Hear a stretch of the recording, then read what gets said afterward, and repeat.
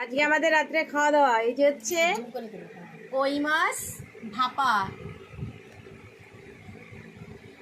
ঠিক আছে, আর হচ্ছে রুটি ডিম অমলেট। এখন ভাত দিয়ে খাওয়া হবে।